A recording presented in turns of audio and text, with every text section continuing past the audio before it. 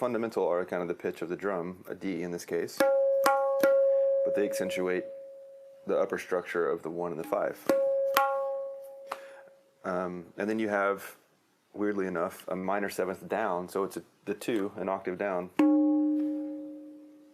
So if you're thinking melodically and harmonically, the tone of this instrument is so clear and precise that you do kind of have to take it into account. Otherwise, the harmonic structure of your piece can get crazy, and sometimes it's interesting to put it in a weird place. It's like, oh, we're gonna have a floating flat 6 in the key just because of that, and sometimes it can create a really beautiful color that kind of rings across. And the other primary sound on here is just the dry stuff. And so that's the little drum, which is called the Dayan, with a D-A-Y-A-N, or the Dahina, depending on what style and dialect it comes from. Same thing. And then you have the Bayan, which is where all, as the redneck guy would always say, the whoop whoop comes from, and it's not as complex as the other one. It has 2 basic sounds, but then you have all the pitch bending from sliding. Again, back to this thing is why it sounds the way it does. If you don't slide across that, it doesn't do anything. All right, so you put them together, and then tabla is considered a single entity. I guess if you are talking about mixing or getting into the mixing aspect of this, and say you have a stereo miking setup or more, so as long as you're in that kind of third dimension of sound, then you have the stereo field to deal with. So sometimes engineers will treat it kind of like drum overheads, where you just pan it super wide, but it doesn't work for tabla because you don't want to segregate the 2 drums. They're not 2 separate entities, they're a single entity. So it's not meant to be heard as, oh, this one's on the left and that one's on the right. No, it's a single thing. There's a language attached to the tradition, and one of the reasons that the language is there, it was always an oral tradition, so it was carrying the lineage of all this stuff, but it would also help your intuition and your brain merge the 2 different things into a single entity. So like the compound sounds, like if you were to play ge, and then the na, you play them as single sound, it's da. So I don't know if I can, it's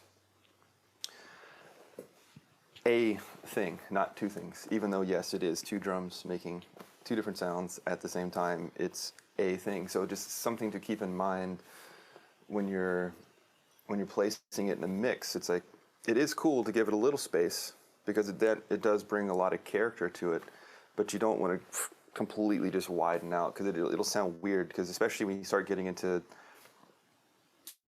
a lot of the patterns, all of a sudden you'll hear sound just going like this, and it's just weird. It doesn't sound. I mean, if you're going for a weird effect, okay, sure, maybe that's the thing. But if you actually want it to sound like tabla, then if you do that, it will no longer sound like tabla. I've been working with Tripp for 9 years or so, that we've come up with different sounds for different projects that I worked on, and different miking techniques. This involves different types of microphones. In one case, the last case, we had almost 5 microphones on the tabla, which is quite excessive, but when you have the mics, why not experiment? I just wanted to go through different setups and show you some different sort of examples of sounds that we got. This, of course, is in my apartment on the floor with a big piece, with a big a bed sheet. Sometimes you just gotta make do what you have. We got a good sound out of it because we ended up renting two really amazing microphones. We had a Royer SF24, which is a stereo ribbon mic. You just basically placed it right in front, in between the tablas. It captures a stereo image. And the large diaphragm on top there is sort of your room mic. I'm just going to play the example from this specific track. There's both sort of a mixed version and a version with a mastered version, and I think some isolated tracks on here.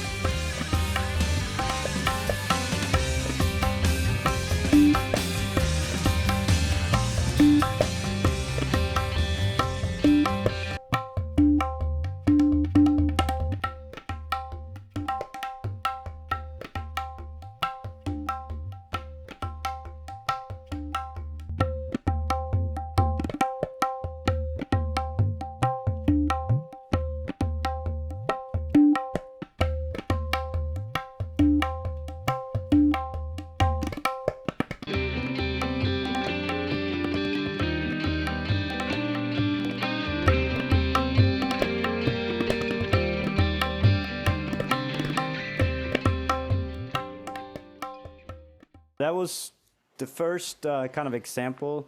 It was a ribbon mic, but that's how we got the sound. It was fairly quick that we dialed in the tones for something like this. As you could hear, the room mic and the close mic.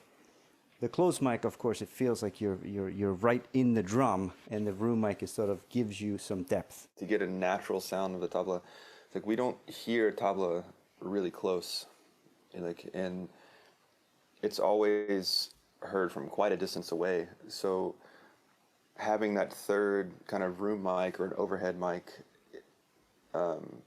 is pretty essential, unless you have a very balanced and contained room where you can actually take the quote unquote close mics and back them up by about a foot or two.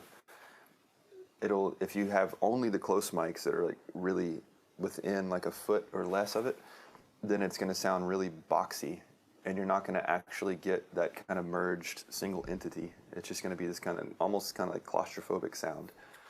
But at the same time, when you get into recording, if you want like a strong presence in the sound, then you do need those close mics, but you need the combination to get like the strength of the low end and just that kind of singular resonance that comes out of it.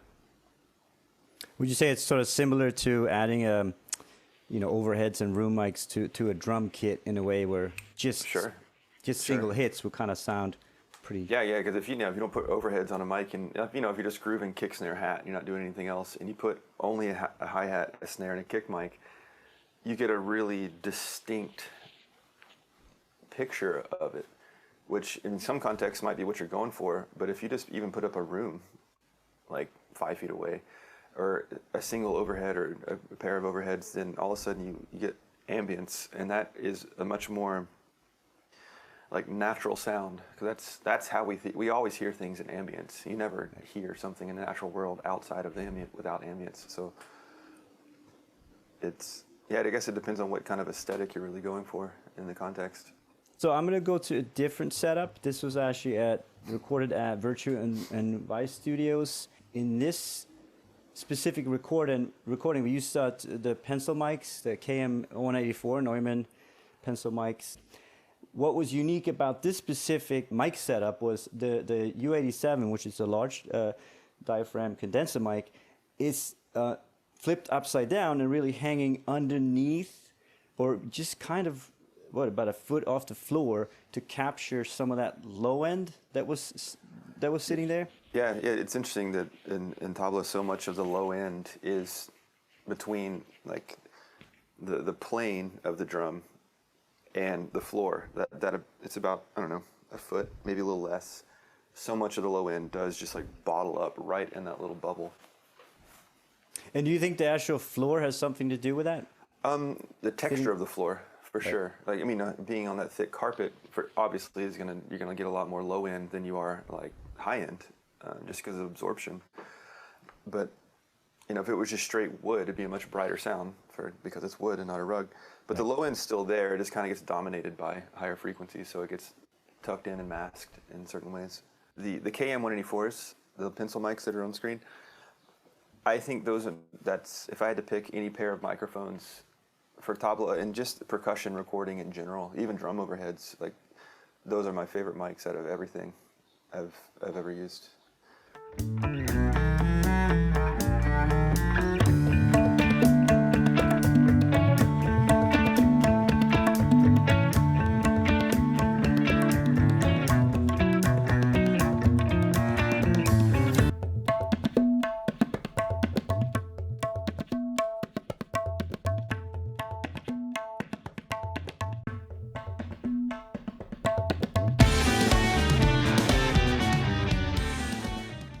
All three of those microphones are pretty equidistant from the instrument, and I think it's like a great example of how much it allowed the tabla to sink into the mix and kind of not be so in your face when the room mics got turned on. It's like it adds a dimension or space. Yeah, it lets it recede back, so it's not just the forefront and this really, you know, a foot away from you sound. Right. So that's maybe another thing too. If you're doing recording or you're in the studio and you can ask yourself why I need multiple mics, it just gives you some option. The last setup is actually the one we did at Feirstein, maybe about 3 years ago or so. It might have been 3 or 4 years ago. And then we used also a similar setup with a small diaphragm, condenser mics in the front. These are the Cheps. We also added the U87 on the bottom. And then Tripp was kind of playing with the idea of using the 414s a little bit higher up. You kind of see that these are pretty close. So you can, obviously a sound like this will really get very intimate and right in your face. Again, this is where you get that low end resonance. So this is an example of that setup.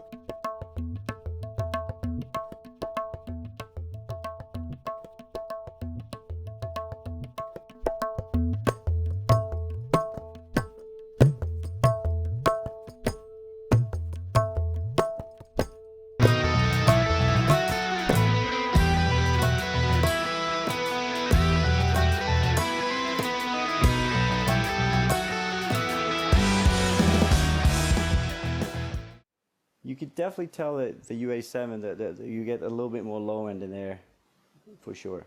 Yeah, and it's something also, just a relationship of like tabla and the 414s. The 414s just eat up the low end like crazy. Like, I don't know if that's just, I guess that's those mics in general, like around 60, 80 hertz. They're so hot in that range. You know, and tabla, especially typical Bion, the big one, is the sweet spots are somewhere like kind of centered around F, which is roughly 80 hertz. So that frequency in that instrument, in that specific drum, is really thick. You know, so oftentimes you'll have to like kind of just go to 80 and bump it down a little bit depending on the context. You know, especially if there's a bass player. If there's a bass player, that's the whole thing with like mixing tabla, because it's the same tonal register, it's the same frequency range, and just by nature, even if you don't get into all the modulations on the with the sliding, the drum always goes bow, because you hit it when the skin starts moving and expanding a lot. It puts more tension in it by just the fact that you did it. It's like hitting a string really hard. It'll go sharp and then even back out. So if you're playing, you know, if you're tuned to an F and a bass player plays an F, this really steady, equal tone, and the tabla is sharp and then runs back down to an F, but it's in the bottom, you know, it starts to get kind of funky. So that's another thing, like an arrangement thing to take into consideration too, is like maybe try to look for the left hand of the tabla, the low drum of the tabla, to maybe play around the bass as opposed to like a kick drum kind of idea, because you're going to kind of drive you crazy with like clarity of harmony and the mix. All right, last thing. There's a Darbuka recording where we used the front of a Darbuka is a Middle Eastern percussion instrument. What's the biggest difference? Is it like sort of a different resonant quality? Is it made out of ceramic and the skin? Yeah, that one's ceramic with a plastic skin. It's a pretty big Darbuka, but the skins have a huge amount of tension on them. So what that ends up doing to the tonal quality is that it's not as resonant. It's more punchy, and because it's plastic and an incredible amount of tension, that it's extremely attack oriented. Like tabla definitely has an attack to it, but it also it's a very soft texture for the most part. Like Darbuka is like the total opposite. It's the same kind of just like cracking transient. It's almost like a snare drum, like rim shots on a snare drum. Yeah.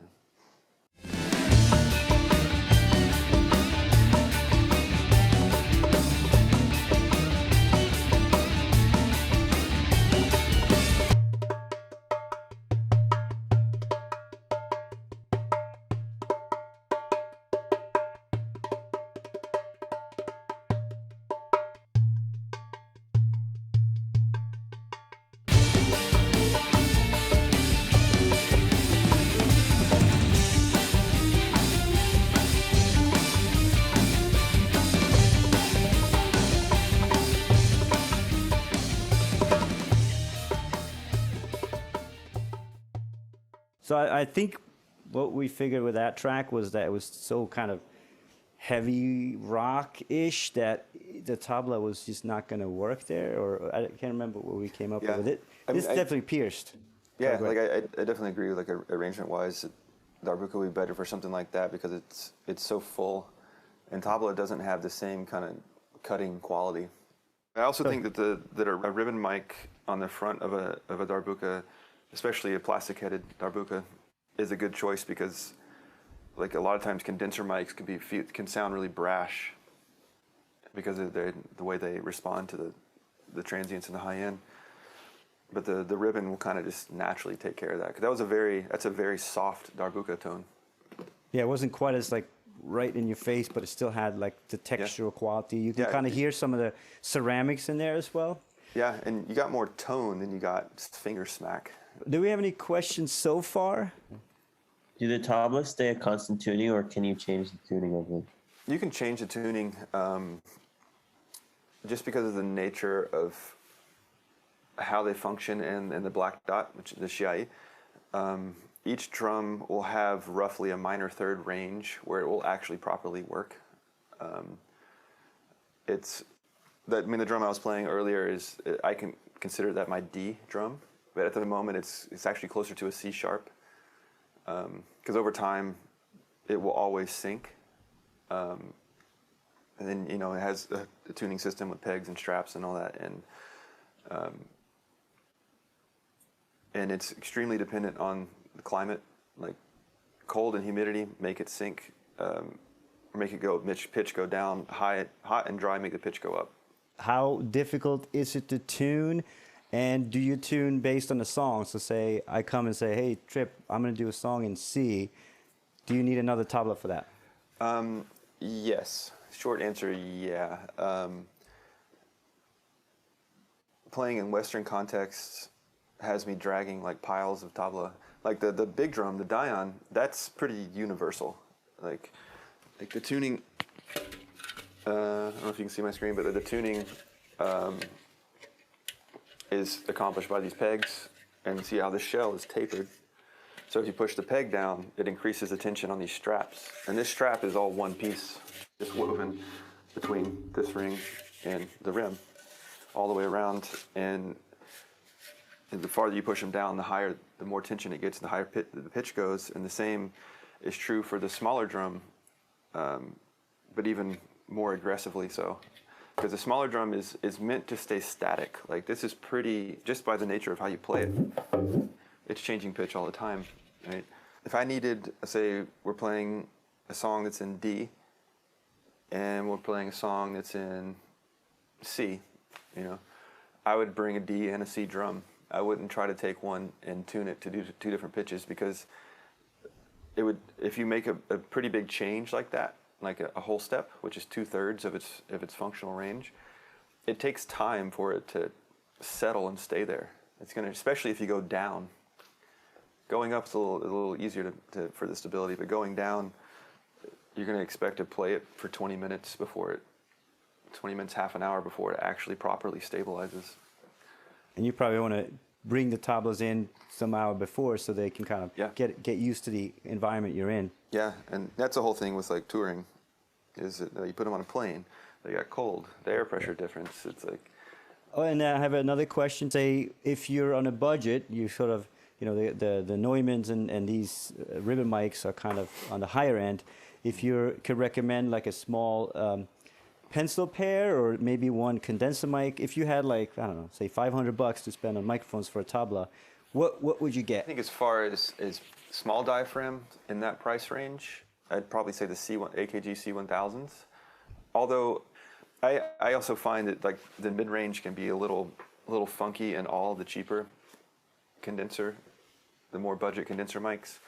The only one that I've heard that, it's the one that I've heard that is the least of that is the AT4040. I feel like that has the best kind of character of warmth and clarity. And,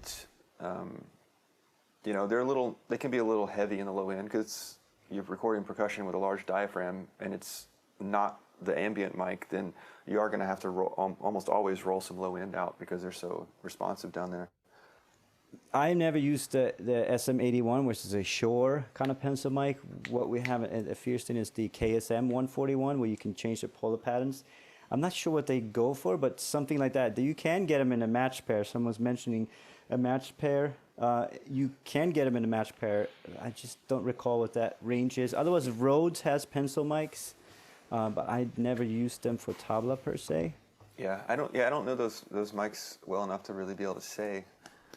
Like if you have three mics and that's all you have, then my favorite is if you have a pair of small diaphragms and then a large diaphragm, then kind of X, Y, just like that. One of the cool things about the C1000s is you can, on a small diaphragm, you can actually change the polar pattern. It's not switch based. Like on a 414, you just hit a button and it changes the polar pattern.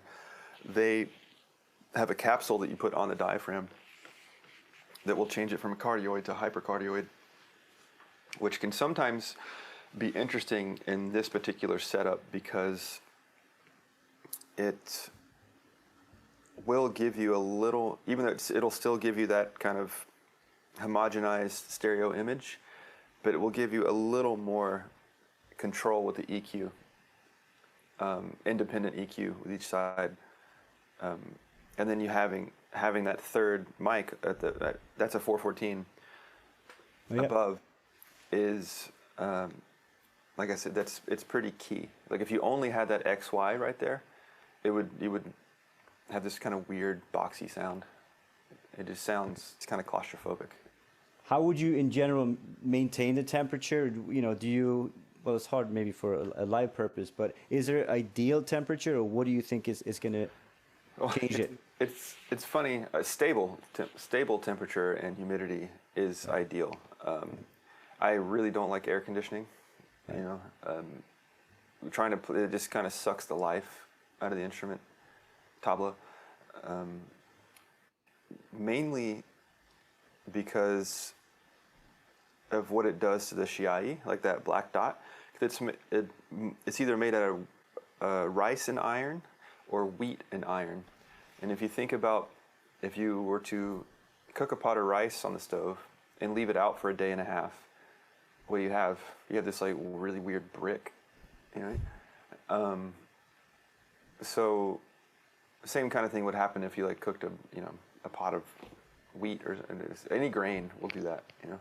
The starch locks up, and so the ability for that black dot to maybe breathe is essential for the tone for it to resonate and create tone properly. Because if the shiai gets too cold, or if you don't play a drum for 6 months, the same thing will happen. Almost, that's a little more dangerous because it becomes a little more permanent. Then it just sounds choked up.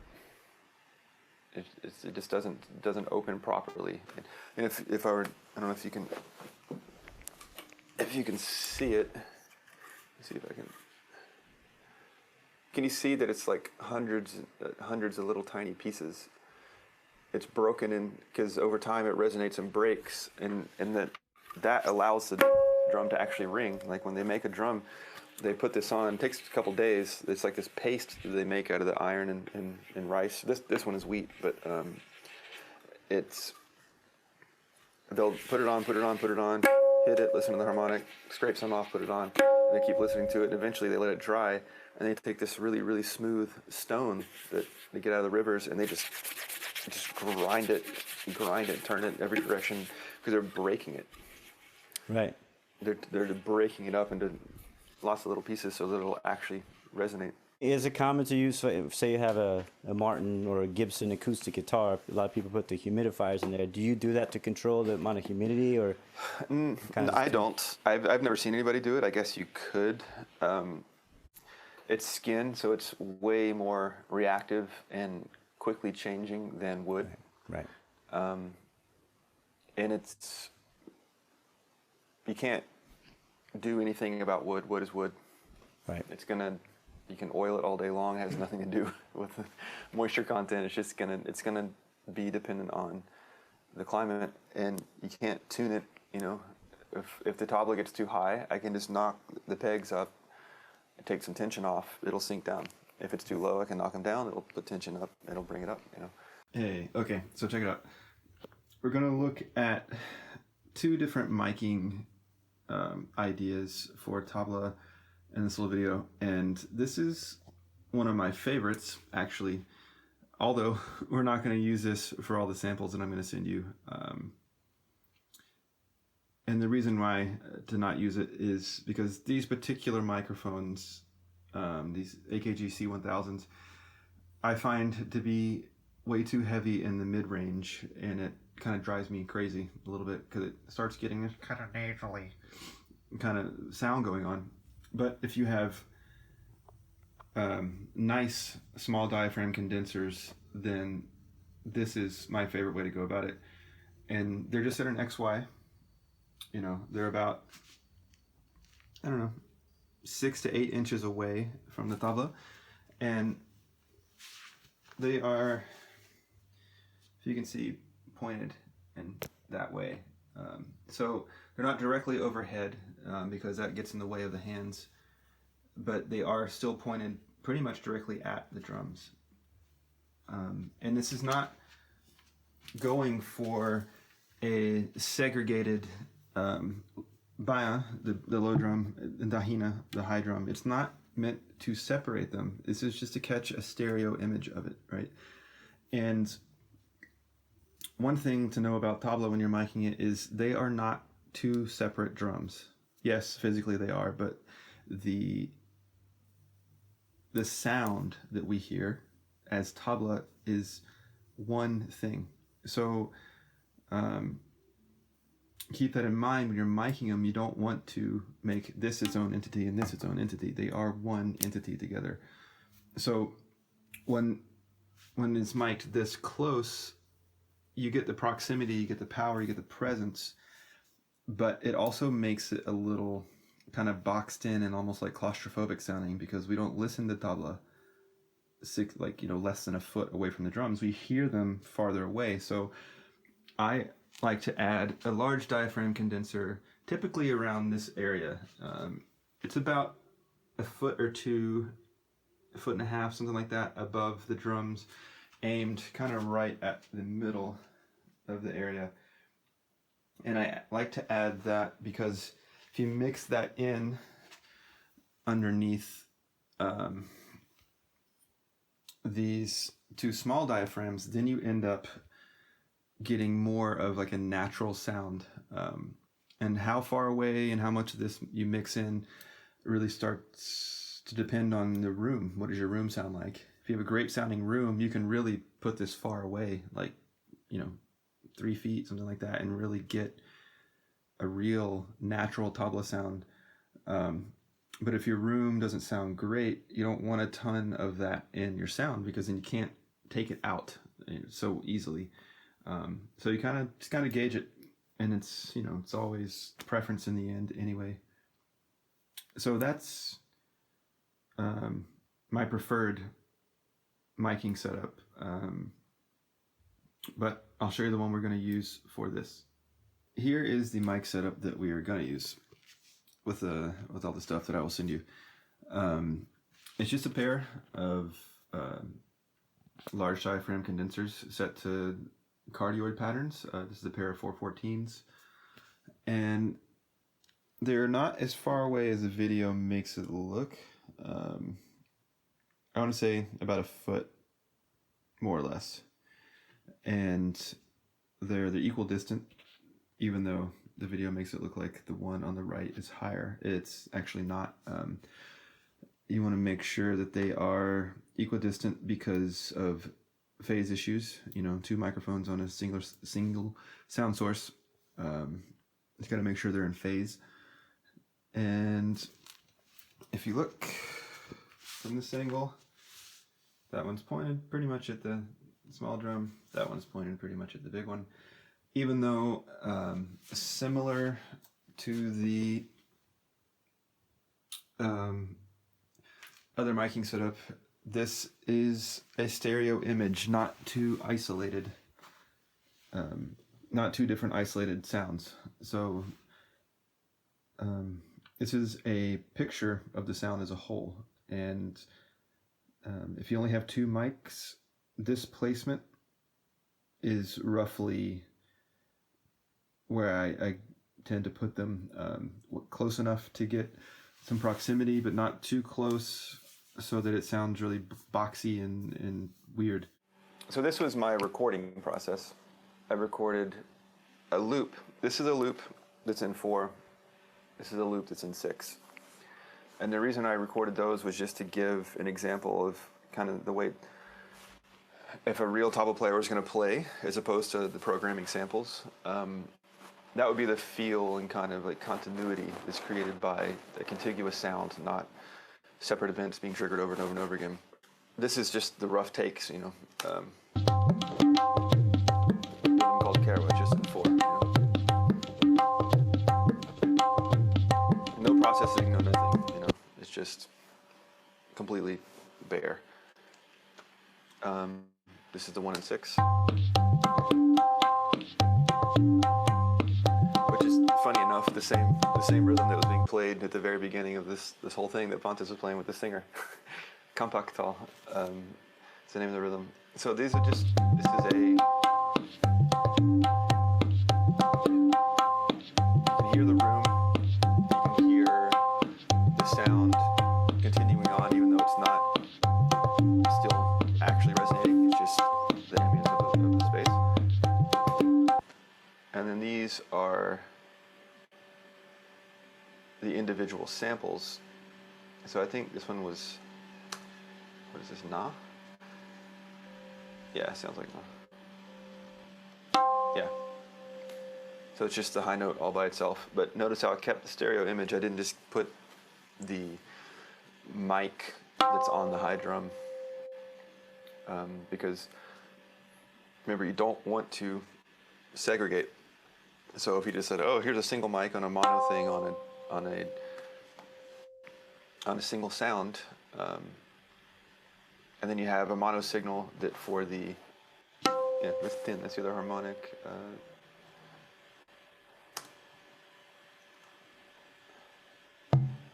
Yeah, so this is the low sound. The tin and na, that was like the thing I was just talking about earlier, like it's the same note, fundamental note of the drum, but it accentuates a different harmonic. Right. You know, na accentuates the 5 on top, and tin accentuates the fundamental on top. And then you have like the bass tone.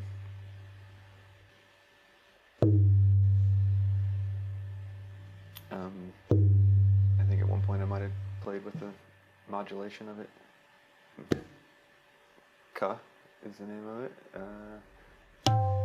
As a compound sound. That's da. That's na and the low and ge, the low sound together.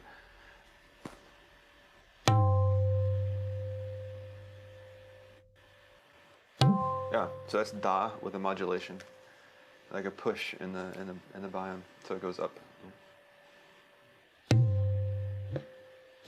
Oh, see. So you'll see most of this gets cut out when we get to the editing phase. Most of it is just kind of whatever. So that's the rough tracking. I went ahead and grouped them, so that way, if I do anything, I did not group the pan, but if I group the mutes, I group volume. Just makes it easier when you're dealing with it, because remember, it's this thing, just like editing drums. When you have all those mics, they're all hearing the same thing, so you can't just change one part. You got to change the whole thing as a unit. So if we go back to the loop.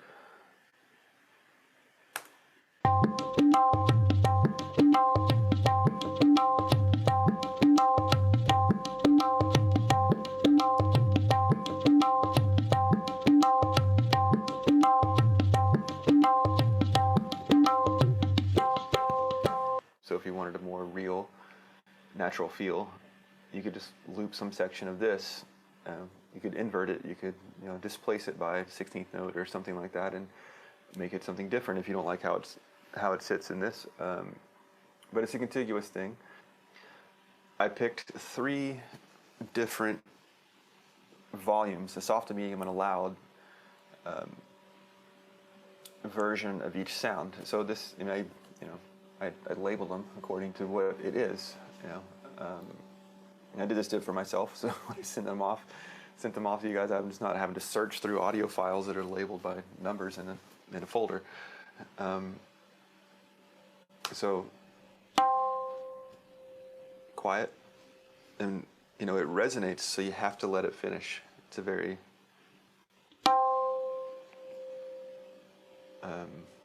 resonant instrument. Most sound guys that I deal with live, and they don't understand what tabla is, they think that's feedback, and they're always like dialing out the actual tone of the drum because they hear it still ringing for 5 seconds. So many times I'm like, no man, can I have my sound back? Because instead of it being like da, it'd just be like ka. They would take the tone out and it'd just be like finger smack on the skin. There's no tone at all. I'm like sitting there trying to like play, and then nothing's happening. I can't understand why it sounds so bad. I'm like, oh right, because the guy notched it out.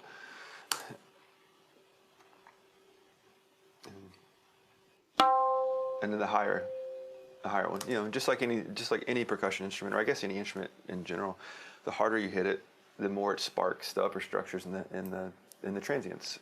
Generally, basically speaking. So if you're going to sample these, you have at least a little bit of a threshold for dynamics and actually carrying the personality, the dynamics, so it sounds a little more accurate, as opposed to like we have a really, that is the harmonic structure that tells our brain that that's a loud note. We can, if you have a sampler and you just have that one sample, it's great if it's loud, but if you want it to be quiet and it's the exact same thing, it's not actually quiet. It's just you turn the volume down on a loud sound. Two different things. And the same thing with a sound called tune, which is that open tone that's like a minor seventh below. Also lasts a while, so you have to let it finish.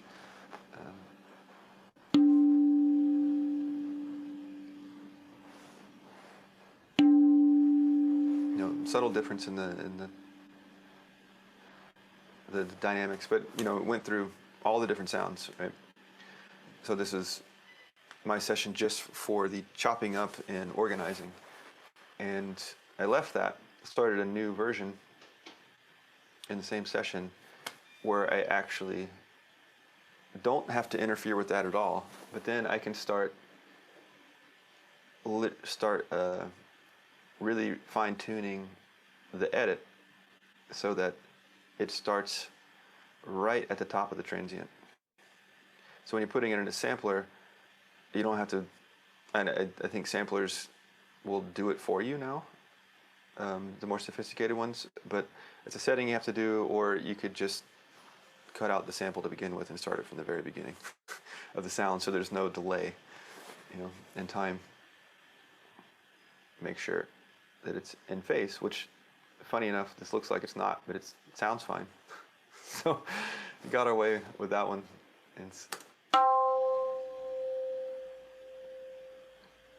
And I just put a little bit of a fade on the end so there's no pops when it cuts.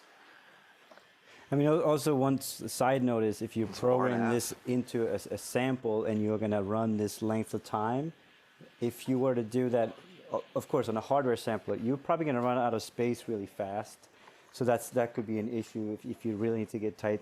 And as a Tripp could probably say, as a tabla player, this is probably not what you're going to do to make it sound like an actual realistic tabla, because the performance, of course, is in the hands and how the notes interact with each other, etc. But this would be an idea if you wanted to get that type of sound, or even maybe get this sound and start processing things. So, yeah, I can immediately tell if it's been sampled, like assembled, as opposed to a real player. And the way that the harmonics are triggered while other harmonics are floating in the air from the previous notes, there's a sound, there's a feel, it's the same thing with any electronic thing. Is never going to completely be able to be as fluid as human. It's getting better and better. But this instrument specifically, just because of the nature of it, if you're gonna sample stuff, and if you want a groove-based thing, it's not going to sound 100% like tabla. And if you didn't want someone to understand that you programmed it, it'd be these kind of one-offs that are textural, that could just be accentuations, like another, like anything else. It could just kind of be texture, or sound effects. But at the same time, if you're just going for something interesting and you don't care if it sounds legitimately natural or not, that's not a concern. Then, you could do all kinds of stuff. You could turn it around. And the backwards tabla is actually, especially these individual samples like that, when you have this and it sucks into the sound, and it just ends up being a cool effect. would you say that someone could use sort of the loop of the tabla, say 1 or 2 bars, and then intersplice some of the individual hits and come back into the loop? You could, if you're going for the natural thing. I guess if you were really good at it, you could probably figure out some kind of way to make it make sense. But I have a feeling it would be, especially because it would be a little obvious, because the computer is going to be, neurotically precise unless you go and undo that. And no human is like that, especially in tabla. There's all these like funky swings to it, and part of like a kerwa, like this groove,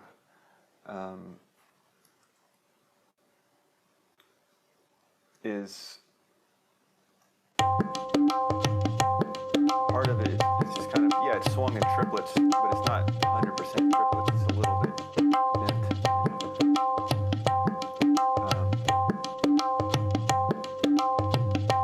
bent. So, putting it super precise on a computer is going to disrupt that.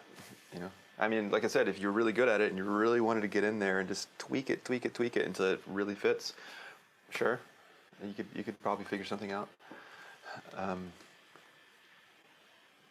So when it came to actual manipulating the sound, and I always run these, like the loop, it's a single entity, right? So I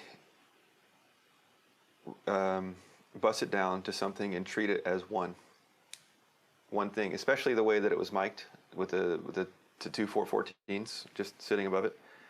If it was the other one, the XY, with the third mic, I would treat the third mic, they would all still go through this one bus. That's where, if I'm going to put compression, the compression is going to go on the bus, so it compresses it as a single unit. But I would probably end up having a separate EQ for the for all three of them, actually, because the XY is a little more articulate on which drum it picks up than this overarching picture, like the 414s, how this was recorded. Because these are somewhere between a pair of ambient mics and a pair of close mics. So it's kind of picking it up as a whole. There's a very, very subtle difference between one and the other, but it's so minimal that I feel, and in the interest of keeping the natural sound, that it's easier just to EQ it as a whole. And you notice how narrow the pan is. Like, I don't know if anybody has headphones on. If I take this, let's put it back here. Let's just loop this. Loop the loop.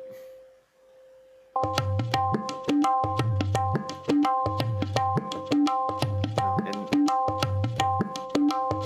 so if we have fairly up the center, if I make it be truly in mono, you definitely lose a bit of the picture. So there's mono. I had it at 12. It starts to open up a lot of space in the low end. And if you can spread it out a little farther, and still, and the low end opened up a little more. But now I'm actually starting to hear this thing, and that's, then I would actually back off a little bit, because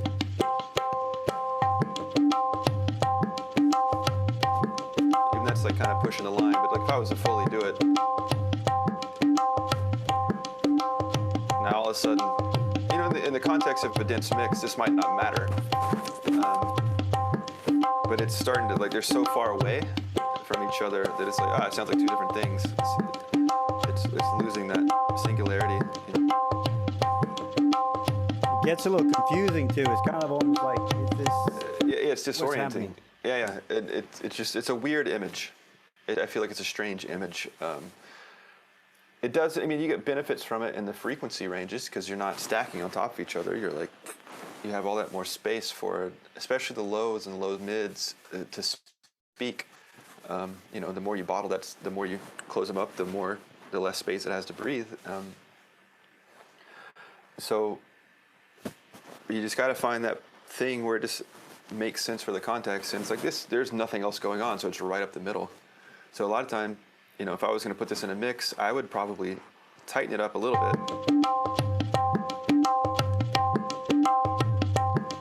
And then I don't want it necessarily one up the middle, I want it on the left. I'll take the bus and push it over. So I keep my spread a little bit, but then I just have a little bit off center. And you're using, what was it? There was a submix folder, or was it sort of like a routing or basic folder in Pro Tools? You're using a... Yeah, this is before I started using that technique. Okay. This is just a straight up bus, like aux track.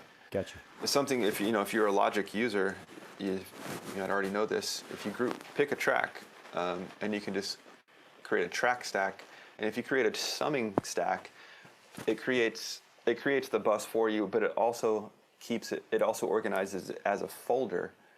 So I'm gonna undo this because it's gonna. Oh, it just did it for me anyway. There you go. It just took the same bus route, and it got rid of my aux and turned it into a summing track. So if I don't, right now there's very little happening, so nothing's in the way. So it's more convenient to leave it open. But if you have 50 tracks, that starts getting really confusing. All the scrolling is when it's exhausting. And a couple hours into the mix, you're just like, you don't even know what's going on anymore. Make it go away. It gets it out of the way, And I'm actually going to do the same thing here, just because it's a lot more convenient. Create track stack, summing track, not a folder, summing, because you want the bus. You want to be able to manipulate the bus. And there we go. Now everything's all hidden away. So if I just want to work on the loop, there it is. So as my loop is, I'm treating it as a whole. So my EQ, because of the 414s, I already had a low cut at 40 hertz on the mic itself, because those mics are just they're pretty intense down there. I just kind of leave those mics at a 40 hertz cut, no matter what I'm doing. But you can see how much I rolled off everything below 250. A little bump in 125 so that you don't want to completely take the punch out. You want to give it a little bit. And why is number 2 way up there is because I was using it as like a searching point. Just like it's like, where's the one that I either don't like or like. I was just using it as like an investigation tool, and I turned it off because I didn't need it anymore. Definitely don't need anything that high in volume. But if the difference, if I listen to the low end, how like it's muddy and it just eats everything.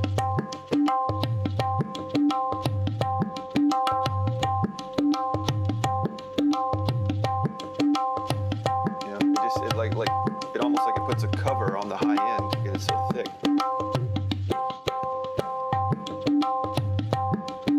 And that's mostly around 80 hertz. I mean, it's such a wide chunk of frequency to creates that tone down at the bottom. It's not just, you can't like notch 80 hertz and expect it to do it. It's a wide bell, So that's why I just went ahead and shelved it. Instead of using a bell, I just did a shelf because I don't need anything down here. Tabla can get down to 40, 50.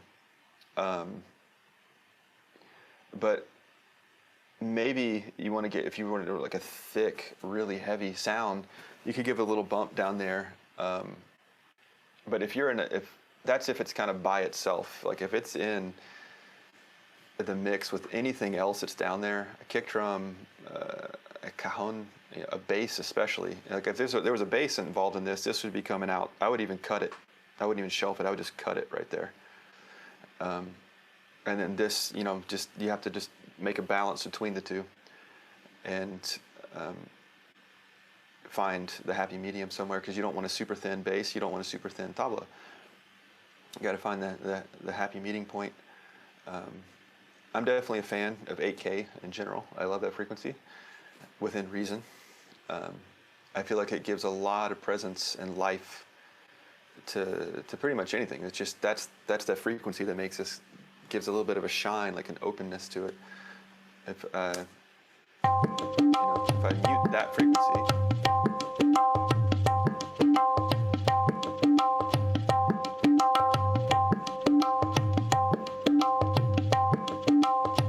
it's a very, very subtle difference. It's almost, it just kind of takes takes a little, puts a little, when it goes away, I very, very subtly feel like there's this breath that kind of gets sucked out of it. You know? Put this loop in a better place. It's disorienting. Do you have any specific frequencies that enhances or accents or your fingering on the each tabla? Yeah, the TAC 8K is part of that. 8K is part of that. I feel like 8K, especially if you leave it wide, you know, like I turned the Q down to spread it out more than the default 7, which comes with these Q series EQs.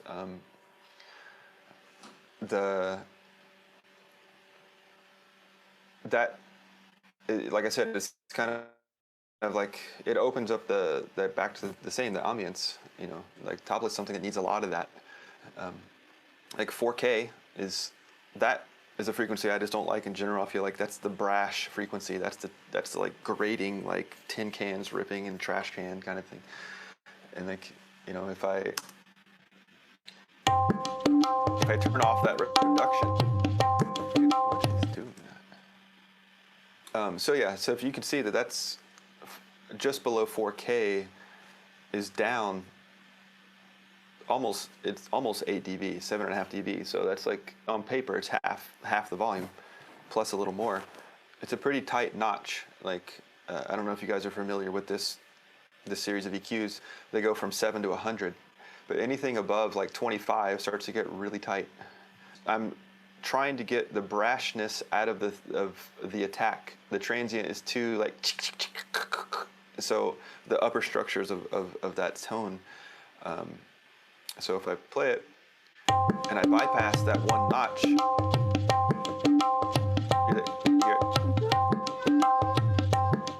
way octaves higher.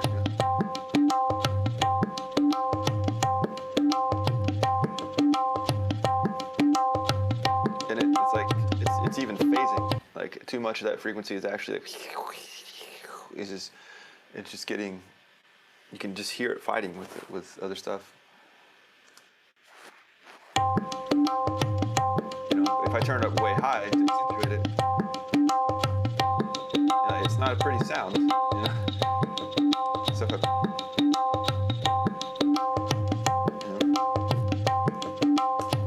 so with EQing Tabla, there's a bunch of those little things, because Tabla is harmonically like on the fundamentals of its harmony is a very, very precise tone.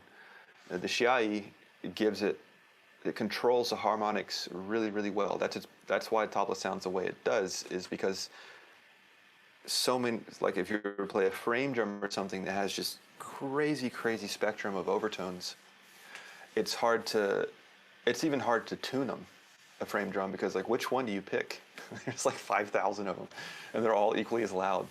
Tabla has that really consolidated, but at the same time, there is still a complex overtone structure. It's just way up in the high stuff. And, you know, I'll use our floating number 2 here to create another notch around, I think the tone on this drum is somewhere around 1K. Let me turn it down so it doesn't kill us.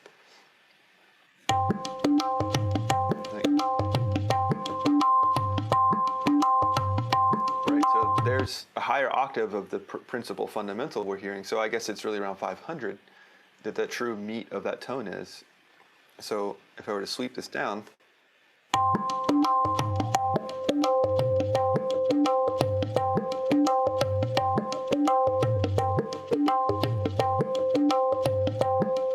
know, so it's accentuating the same fundamental. It's just kind of the cuppy part of it.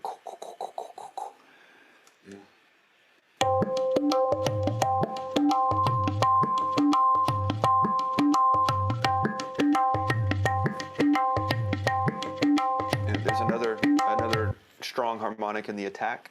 That one, I feel like is not, as an old guy that used to tech for would call an impolite part of the frequency, is, so, you know, it's annoying now because it's so loud, but now it's starting to get a little into my opinion, it's starting to get a little into the ugly, like it doesn't complement the overall. It's starting to get brash instead of kind of like buttery, you know, or it's going the opposite direction of buttery. It's getting harsh, you know.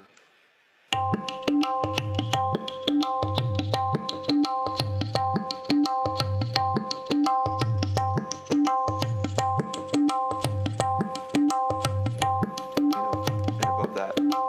Do you find that some engineers or some producers end up not understanding the fundamental and say, oh, wow, there's a lot of energy here at 500, let's scoop that out, and then you lose a lot of the drum itself? Yeah, for sure.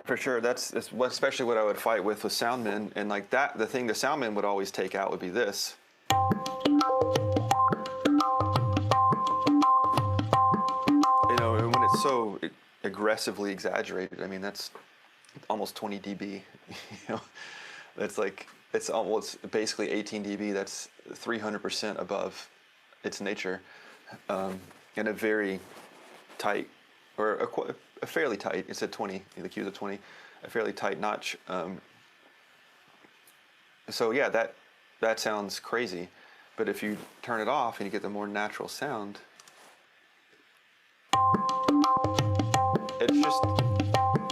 that's just how the drum sounds.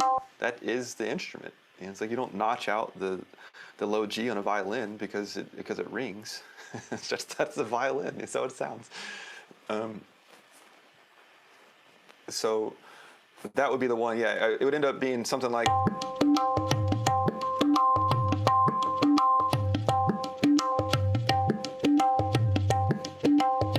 Where'd it go? Now it's hollow. So all of a sudden you just have this vacancy in a tone.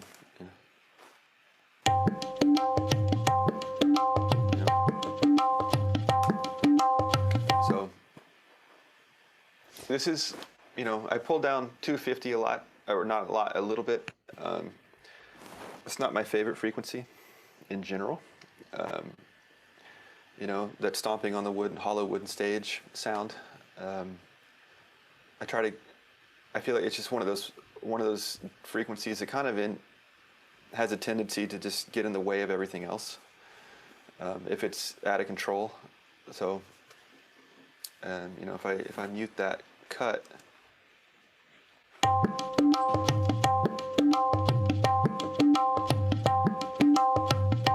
it starts mudding up those low mids again. You know.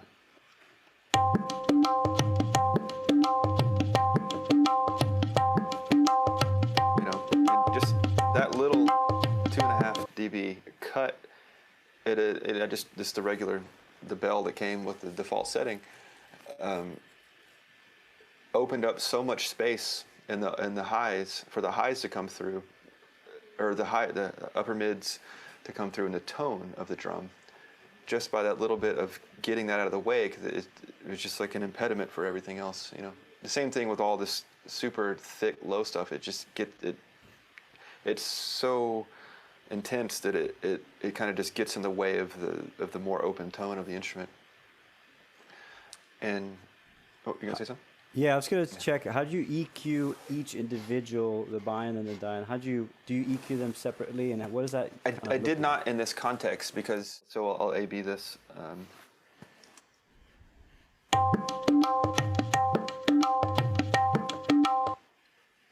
You know, this is.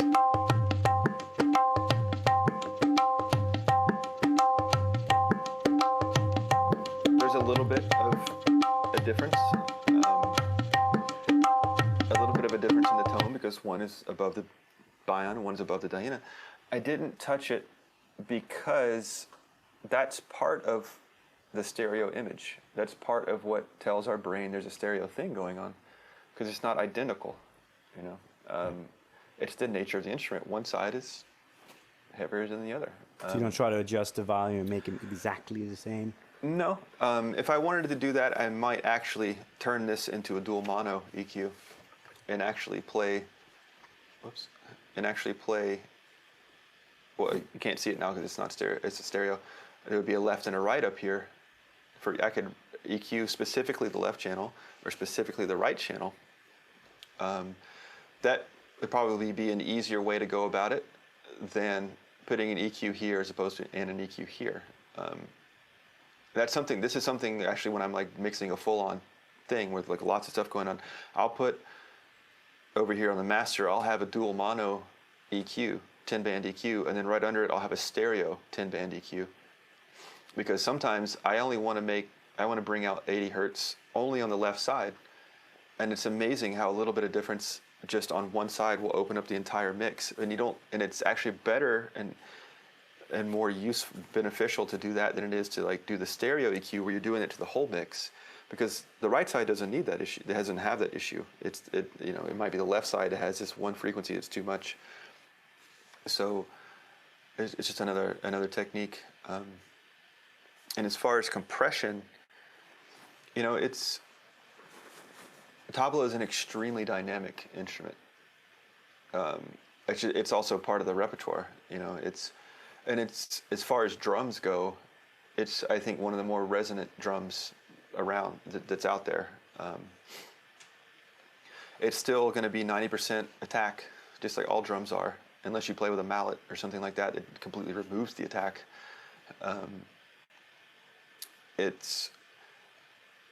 So you don't want it super, super fast, but you also want it to actually compress the part that needs the compressing, which is the moment that you hit it. So, it's something you just kind of have to play with. If you want a more bouncy, more dynamic thing, and you just want to pull up the resonance so that will cut through a little more, you could put a slower attack. But if you still want the dynamics in the variants and the transients, it's a drum, so like a 4-to-1 is kind of a standard starting point. It's nothing too aggressive, but it's actually going to do something. It is a long note, so you don't want to have a super short. I mean, this is somewhat of a short release, but it's not like a kick drum where the release could literally be 0.25 seconds, and it's not going to make any difference because the kick drum is done way before that, and or at least the part that's going to trigger the compressor. And with Tabla and stuff like that, I don't like to squash it. I don't like aggressive compressor. This can be a very aggressive compressor. This one in particular. So I set everything kind of mid points, like medium trigger and a medium release to the knee, and you can see it's not really doing that much. If I turn the threshold up, I can start to squash it, and it's by itself, so it doesn't need a whole lot of stuff. So I'm just kind of like.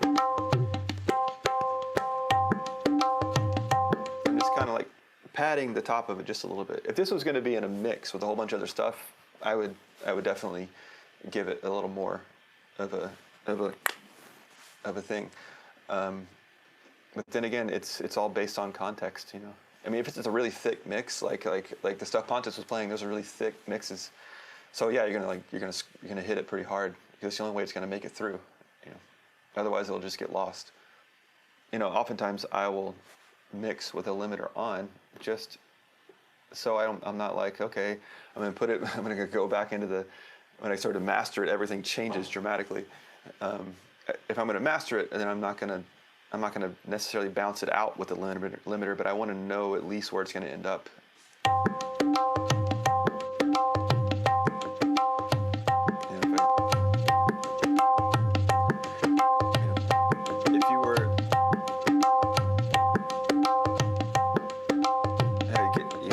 How much it just like pressurizes. I mean, that's what a limiter does, period. But since there's nothing else happening, it's obviously there's no context.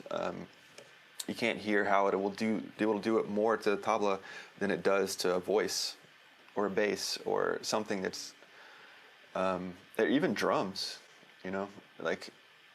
Something about tabla is just like it really squeezes it through. So that's something to keep in mind when you're mixing. Is to maybe try that out before you send it off, because all of a sudden you start putting a little bit of a limiter on it and the tabla just starts getting really loud, and nothing else is getting the same kind of like volume accentuation, and you got to kind of go back into the mix and turn the tabla down. And as far as reverb, I'm just sending it off. I just use the one that's in Logic Space Designer. Funny enough, I used a short drum booth. Something that I've been using a lot more recently. Let's create another bus here.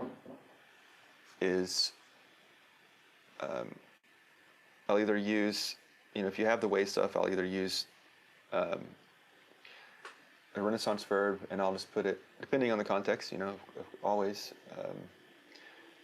I'll put it on like a medium hall, just because I like the response of it. So.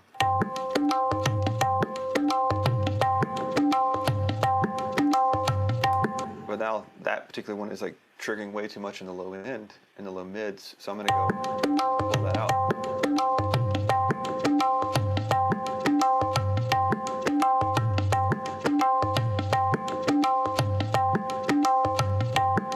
Add the room back.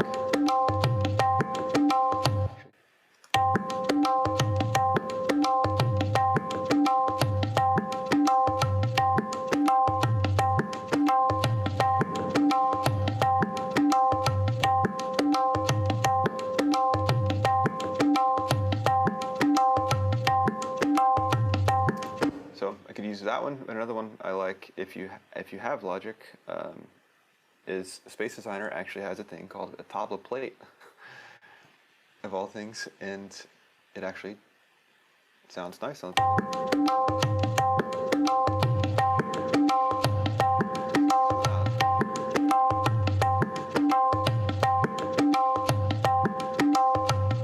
And again, you always have to EQ.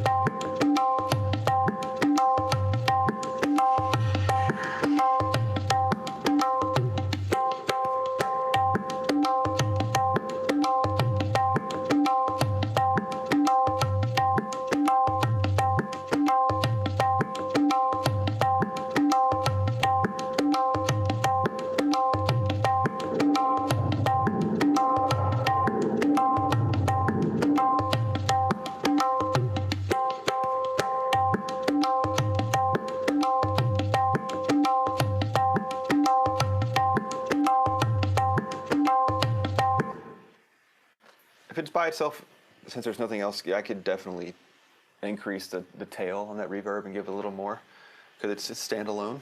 It's not going to necessarily get in the way, but if it's in a mix, you don't want a 3-second reverb on something that already lasts 5 seconds. It becomes just like, whoa, just like taking up all the space and just creates all this mud. And Did you ever create like multiple sends to different types of reverbs? yeah, right now I have 2. Okay. I have, I have the shorter one.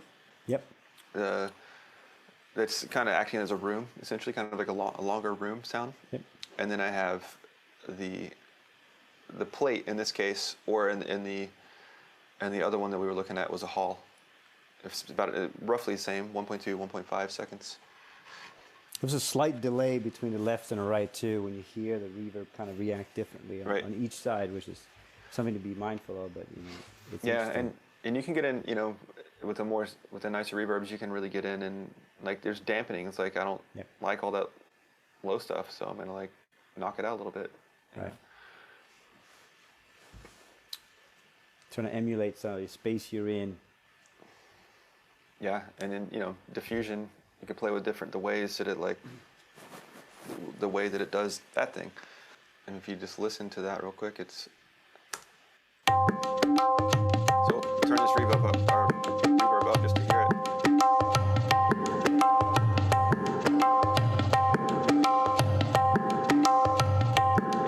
Now you can hear all the glances.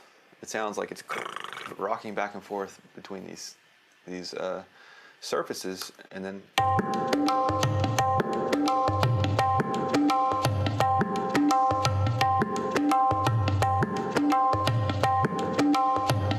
and a lot of those secondary, tertiary glances that go away when they're diffused because it gets dispersed and it doesn't have enough of force behind itself to like be such a strong sound when it glances off stuff. You know?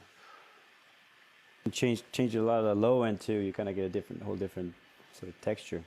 Yeah. I have a question about the I don't know what you would call it, the big wooden sound diffuser, I guess, behind you.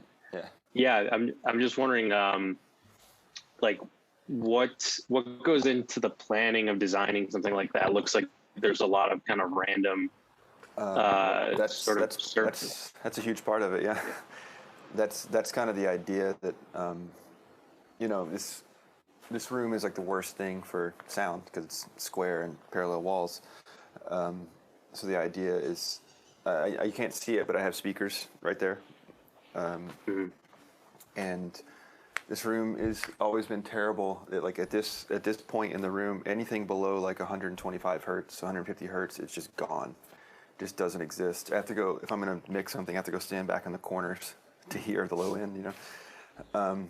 So I built that to send sound off in as many random, non-parallel places as possible.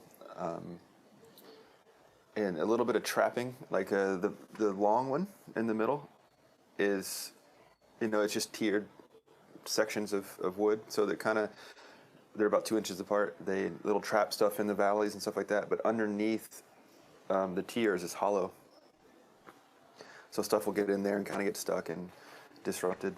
And then, yeah, the side pieces it ended up being almost like 1,000 little jagged pieces that are anywhere from nothing to inch, 2 inch, 3 inch, 3 inch, 4 inch pieces that are all cut at varying angles and turned at different things, so that'll hit it and just go everywhere.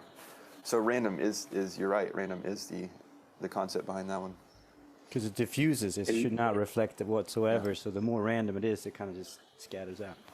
And then when you're recording, are you facing towards that wall? I don't do much recording in here anymore. Okay. I have it's more just the list. Yeah, I have a studio down the street. Sometimes I'll record stuff in here, but all my gear has been moved. That's the main reason why I don't do it here. And I mean, I have an old Digio too that I have multiple inputs on, but it doesn't sound very good. And then I have a single channel that I use as a better A to D converter from mixing stuff. But you know, I can do just like rough idea recordings in here that sometimes, like, you know, the less high fidelity sound or the quote unquote bad sound is a good sound. It ends up having the personality and the vibe that ends up working. So that'll happen in here sometimes. But yeah, like 95% of anything I record is down the street. But this was I built this just to help mitigate that 150 issue, 150 and below issue. And it's not perfect. I would need a lot more than just that. Sure. But it's a square room. There's only so much you can do. You know. So if you generally try to mix something with other types of percussion instrument, do you end up handing it out differently, EQing those differently? How do you kind of manage a mix that's a little bigger or wider? Different. I've gone through different routes. I remember doing a track for a friend, and it ended up just being percussion and vocal, and that was the entire track. And I ended up with like 60 tracks of percussion because it was only like 5 different instruments. Because every time I would record tabla, it'd be 3 mics, but I had 4. It basically turned into an orchestra, so it was like sectional. So if you think of like, you know, everything I played at least 4 times, like verbatim, like to play the same part over and over again. So it just stacked it up. So I had a kanjira section that had like 6 kanjiras, just going like, but it made this enormous sound because there's like 6 people playing kanjira, you know, and I had 2 different approaches to the mix, and I ended up going with the. Actually, I can't remember which one I ended up picking, but one was a symmetrical mix, So if I had 3 Kanjiras over here, I had the mirror image of it over here. If I had 2 of the Tabla tracks, which is 6 microphones, I would build a little section, and it'd be here, and then like the shakers would be panned out farther, and but everything had stacks of itself being played over and over again. So I had enough of it to do the same amount of parts on either side of the mix in a mirror image. And that was one approach, and the other one was actually I literally took a piece of paper and drew out a half circle, and I was like, okay, if I was going to put these people in real life on stage, you just like an orchestra, you put the sections, you put the instruments together. So it was like almost like a sectional mix or an orchestral mix of like the Kanjira section was just panned out across this part of the mix, and then the tabla might have been over here, and the shakers, one shaker was over here, a different shaker was over here, some other drum might have been here, an ocean drum was over, the sections were over here. The cajon, I think I just put right up front, and there was a single track of that. So there are different approaches, and it was so long ago I don't remember which one I picked. I think I probably left it up to the producer to pick one. I sent them both. I had a sample that I made of a thing called a porch board. Was essentially like a metal bar and a piece of wood and a piezo, and it just goes boom. It's just like a really non-attack kick drum, and I just ran that, hit it, sampled it, compressed it, put like a 7-second long reverb on it, and then like EQ'd it so it would just be all like basically 40 and 60 hertz. So it's just this massive like the Giants coming, like stomp, it's gonna come like smash the village. And that went right up the middle, because it would happen every once in a while. And different traveling transitional sounds like cymbals, suspended cymbal rolls, or a cymbal crash that would turn around backwards, and then have the reversed version of it meet itself in the actual crash. So it would and though I might actually move those across the mix as they happened, just as an effect. Do we have any other questions or comments? Hopefully you got some good ideas. Oh, Ben, you got a question? Yeah, I was just wondering what instruments you find complement the tabla the best, or interesting combinations that you've used before. Yeah, Kanjira, I feel like is a really great one. Kanjira, here, I'll show it to you.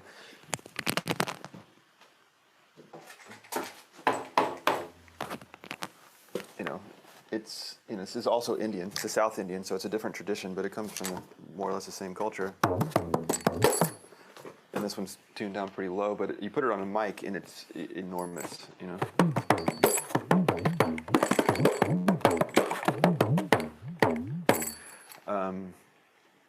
Those can go well. Udu is a really interesting one that can, depending on how you end up treating it and the parts that you make to complement each other, and which one you're going to be like, okay, this one is getting the real thick low end. Typically ends up being the Udu, just because of the nature of the sound. It can be a really cool complement, but the low end on this is very similar to a tabla. It has the pitch.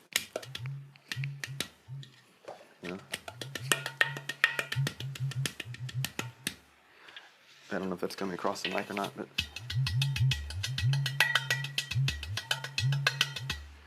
so it can be a very cool complement, but you do have to take into account that one of them is going to have to get that part of the sound. Frame drums, Rick, Darbuka. Kind of anything could be a cool combination. You just have to allow for the space. Tabla takes up a lot of space. It's meant. This comes from a tradition where it is one of 2 musicians, and it's the bass player and the drummer and the entire rhythm. It's the entire band by itself. It fills up that amount of space. So it's either going to have it and putting into Western contexts where the density of the arrangements are much, much more complex than Indian music. You just have to either simplify parts or figure out ways to make a busy part fit around other stuff, so it's not just kind of a jumble.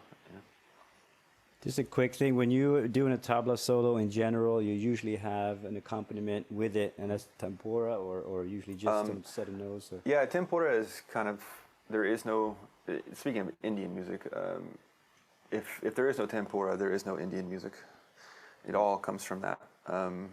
That's the tempora is a drone, and the accompaniment, that if I was going to take like a full-on classical solo, is a thing called a lehra, which if that video that Pontus showed from the gig I played a long time ago, if you could hear that melody that was looping around in the background, that's a representation of the traditional accompaniment, and it basically gives an illustration, a very direct illustration of the cycle. You know. Does he keep time for you, or? Ideally, yeah. I mean, that was, I don't know if you noticed, but like sometimes I would stop playing and just be like tap tap tap tap tap, because he's not used to it. It's a hard thing to do, is to accompany a tabla solo if you're not used to it, because the subdivisions are all over the place and like the phrasings are all over the place, and you know, Western musicians it's not something they're used to. The sensibilities and melodic placements of stuff are kind of upside down a lot of times from like the typical Western drumming. So it throws a lot of Western musicians, you know, and you know, Indian classical musician could do it all day long because that's what they do. But yeah, that's a typical thing, and it's really great as a tabla player to have that there, because you know, you're doing these long cycles and these long passages of phrases that are considered a single thing, and you got to turn around and repeat yourself, and there's like all these crazy things you do where you travel way outside the cycle, but it's really a bigger picture of being in the cycle. So it might take you 4 cycles to come back to 1, you know, and so having that there allows you to relax a lot more. You don't have to keep track, you know, you can just sink into it. Yep, we got a question. Can I ask a quick one? Yeah. Actually, I don't know if you're familiar with the film scoring of Black Panther, and there's a big I've heard it. Yeah, and is it the same instrument as you just demonstrate? I don't think so. I think that I don't know exactly what it was. I would imagine that it probably came out of one of those like high-end orchestral sample libraries, and a lot of those end up being taiko, like the big, massive, heavy kind of stuff ends up being taiko. Oh, okay. Because one of the I thought is the theme of that movie is kind of similar with it, and it still has notes, and yeah, I thought that's the same one, because when I heard you play it could. I'd have to go listen to it to like be able to like 100% answer your question. I'm just, what my memory of it is a bunch of huge heavy drums, you know, which is also like, if you listen to like Sabar or a lot of like kind of orchestral based West African drumming, it has that sound. You know, Black Panther's set in, you know, it's in Africa, so they're kind of going for that vibe in the score. I imagine that was the trajectory, and yeah, like, someone was just saying it might have been a talking drum. Is that? Oh, yeah. That's what it is. That's what, now that you say that, I can hear it. Okay. But up in the higher stuff. Yeah. Now, thanks. Yeah. Well done. And also, awesome class. Thank you. Tripp, do you have a website or something that people can go to? Or yeah, I have. It's trippdudley.com. It's a little outdated at the moment. Thank you so much. Yeah, I'm giving a round of applause. Thank you so much for Tripp for coming joining us on Zoom, and giving this information.